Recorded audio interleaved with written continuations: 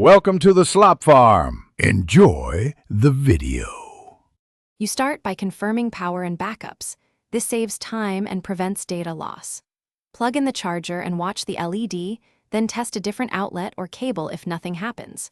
Once charging is confirmed, make sure your Google Drive is fully synced or copy critical files to a USB or SD card so you can reset safely.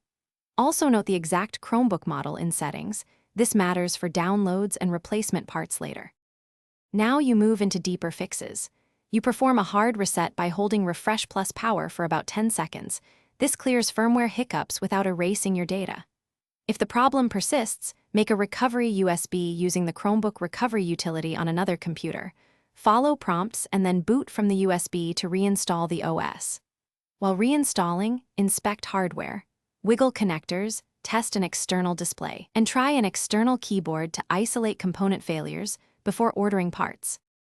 Finish by reinstalling the OS or doing a power wash. Follow on-screen setup and re-enable Drive Sync and extensions one at a time so you spot troublemakers.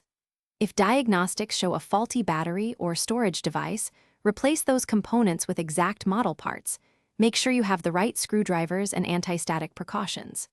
If problems remain, capture error codes and pictures, then contact manufacturer support with model info and symptoms. This speeds resolution and helps you avoid unnecessary. Thanks for watching. Consider subscribing if we helped you today.